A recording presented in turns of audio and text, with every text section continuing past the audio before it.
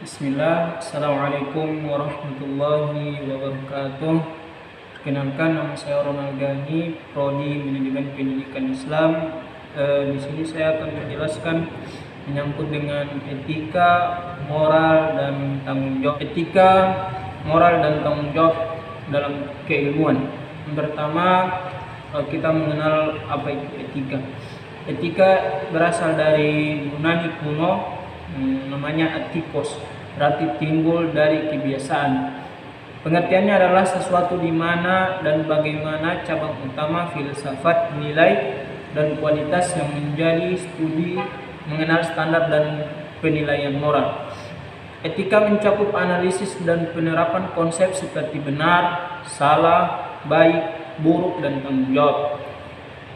St. John of Damascus abad ke-7 Masehi menyempatkan ketika di dalam kajian filsafat praktis atau practical philosophy. Etika dimulai bila manusia merefleksikan unsur-unsur etis dalam pendapat-pendapat spontan kita. Kebutuhan akan refleks itu akan kita rasakan antara lain karena pendapat etis kita tidak jarang berbeda dengan pendapat orang lain. Untuk itulah diperlukan etika, yaitu untuk mencari tahu apa yang seharusnya dilakukan oleh manusia. Secara metodologis, tidak setiap hal penilaian perbuatan dapat dikatakan sebagai etika. Etika memerlukan sikap kritis, metodis, dan sistematis dalam melakukan refleksi. Karena itulah etika merupakan suatu ilmu. Sebagai suatu ilmu, objek dari etika adalah tingkah laku manusia. Akan tetapi berbeda dengan ilmu-ilmu yang lain yang meneliti juga tingkah laku manusia. Etika memiliki sudut pandang normatif. Maksudnya, etika melihat dari sudut baik dan buruk terhadap perbuatan manusia itu sendiri. Sebagai cabang filsafat yang membicarakan tingkah laku manusia, etika memberikan standar dan penilaian terhadap perilaku tersebut. Karena itu, etika terbagi menjadi 4 klasifikasi, yaitu yang pertama, etika deskriptif. Etika yang hanya menerapkan apa adanya tanpa memberikan penilaian terhadap objek yang diamati. Yang kemudian ada etika normatif. Etika yang mengemukakan suatu penilaian mana yang baik dan mana yang buruk dan apa yang sebaiknya dilakukan oleh manusia. Ketiga, etika individual. Etika yang objeknya manusia sebagai individualis, berkaitan dengan makna dan tujuan hidup manusia. Kemudian etika sosial, etika yang membicarakan tingkah laku manusia sebagai makhluk sosial dan hubungan interaksinya dengan manusia lain, baik dalam lingkup tersebut, keluarga, hingga yang keempat adalah etika sosial. Etika yang membicarakan tingkah laku manusia sebagai makhluk sosial dan hubungan interaksinya dengan manusia lain, baik dalam lingkup terkecil, keluarga, hingga terbesar, bernegara. Klasifikasi di atas menegaskan bahwa etika erat kaitannya dengan penilaian. Karena pada hakikatnya etika membicarakan sifat manusia sehingga seseorang bisa dikatakan baik, bijak, jahat, susila atau sebagainya. Secara khusus, etika ada pada prinsip manusia sebagai subjek sekaligus objek. Bagaimana manusia berperilaku atas tujuan untuk dirinya sendiri dan tujuan untuk kepentingan bersama. Kemudian kita membahas tentang moral. Menurut Surajio, beliau mengemukakan moral berasal dari kata Latin mos, jamaknya mores, yang berarti adat atau cara hidup. Etika dan moral sama artinya, tetapi dalam penilaian sehari-hari ada sedikit perbedaan. Moral atau moralitas dipakai untuk perbuatan yang sedang dinilai, dan adapun etika dipakai untuk pengkajian sistem nilai yang ada. Sementara itu, Ihsan menyebutkan kata moral dalam bahasa Yunani sama dengan ethos yang melahirkan etika. Sebagai cabang filsafat, etika sangat menekankan pendekatan yang kritis dan melihat nilai takaran, harga, angka kepandaian, kadar atau mutu, sifat-sifat yang penting atau berguna dan moral tersebut, serta permasalahan-permasalahan yang timbul dalam kaitan dengan nilai dan moral itu.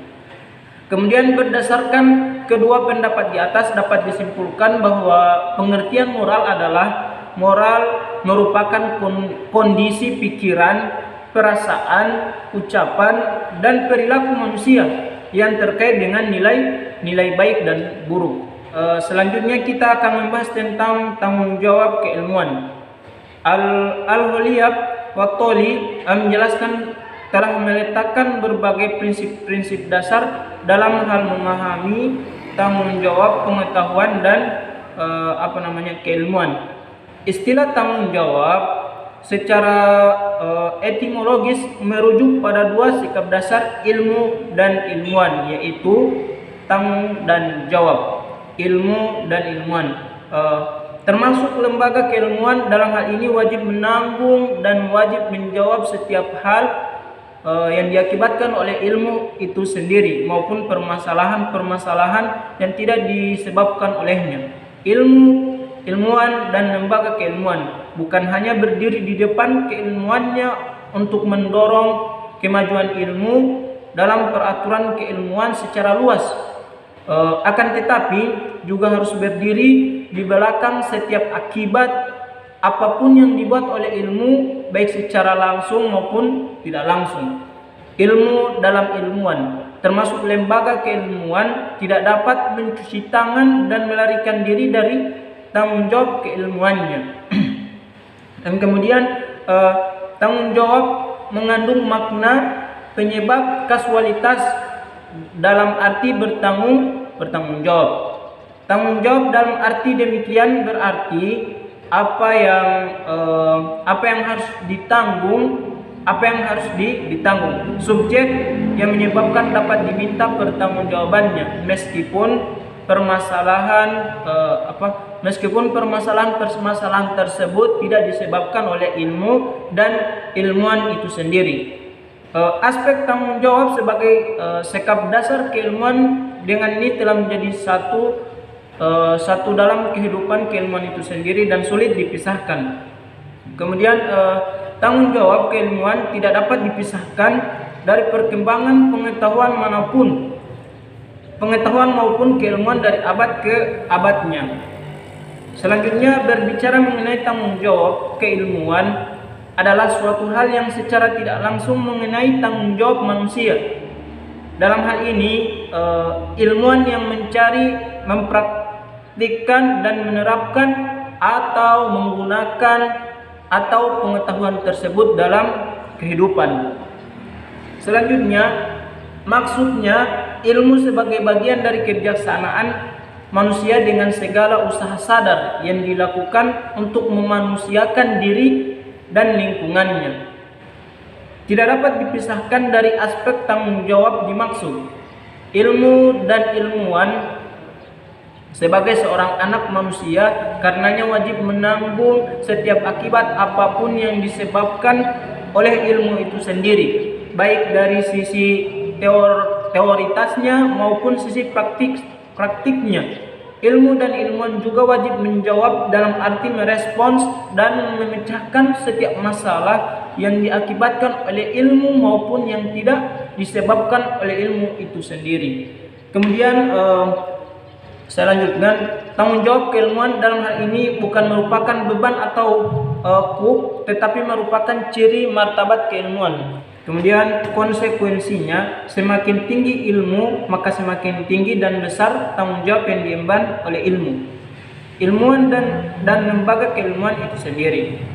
Kadang-kadang tanggung jawab keilmuan itu disebabkan oleh ilmu itu sendiri. Misalnya dalam hal menyelesaikan setiap persoalan kemanusiaan seperti bencana alam, kemudian keadaan alam yang kritis, konflik sosial dan sebagainya. Tanggung jawab keilmuan bukan saja dalam arti yang normatif, misalnya berkaitan dengan aspek moral yang bersifat legalistik saja, tetapi mencakup aspek yang lebih luas.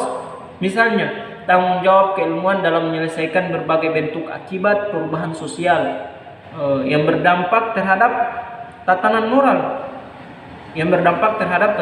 moral masyarakat. Jadi, tanggung jawab keilmuan juga memiliki arti mendudukan manusia pada kedudukan martabat dirinya, sehingga di satu sisi tidak diperalat oleh ilmu dan ilmuwan demi mencapai prestasi dan supremasi ilmu, atau di sisi lain tidak tergilas oleh kebodohan dan kemelaratan hidup karena lingkaran setan ketidaktahuan yang melilit dirinya. Di sisi lain, tanggung jawab keilmuan mesti didasarkan pada keputusan bebas manusia, sehingga melalui tanggung jawab keilmuan maka ilmuwan manusia serta masyarakat dibebaskan atau dijernihkan dari berbagai pengaruh emosional, sikap curiga, dendam, buruk sangka, dan berbagai sikap irasional. Konsekuensinya, tanggung jawab keilmuan harus terus mengalir dari dalam lautan luas tindakan manusia ilmuwan yang bertanggung jawab. Kemudian membahas tanggung jawab keilmuan menyangkut baik masa lalu, masa kini, maupun masa depan. Alasannya karena penanganan ilmu atau realitas selalu cenderung berat sebelah. Kenyataan tersebut telah banyak berpengaruh terhadap gangguan keseimbangan kosmos alam seperti pembasmian kimiawi dari hama tanaman, kemudian sistem pengairan, keseimbangan jumlah sistem pengairan, yang ketiga keseimbangan jumlah penduduk, dan sebagainya. Juga hal ini menyangkut gangguan terhadap tatanan sosial dan keseimbangan sosial. Artinya, ilmulah yang telah mengemukakan bahwa tatanan alam dan masyarakat harus diubah dan dikembangkan, maka ilmu pula yang bertanggung jawab menjaganya agar dapat diubah dan dikembangkan dalam sebuah tatanan yang baik. Demi konsistensi kehidupan, regulasi historis, dan keberlanjutan ekologis. Kemudian tanggung jawab keilmuan mana didasarkan pada kesadaran bahwa ilmu selalu merupakan sesuatu yang sifatnya masih belum rampung. Artinya, upaya keilmuan tidak dapat meniadakan tanggung jawabnya yang lama, tetapi selalu menampilkannya dalam kesegaran tanggung jawab yang selalu baru. Jadi, ilmuwan harus terbuka pada tanggung jawabnya yang baru, walaupun hal itu tidak pernah dialami oleh pendahulunya. Mungkin ini yang hanya bisa saya sampaikan di video ini. Apabila terdapat banyak kesalahan, harap dimaklumi. Ini kami masih pemula dalam hal yang demikian. Syukron ala ihtimaminkum, wabillahi taufiq wal hidayah. Assalamualaikum warahmatullahi wabarakatuh.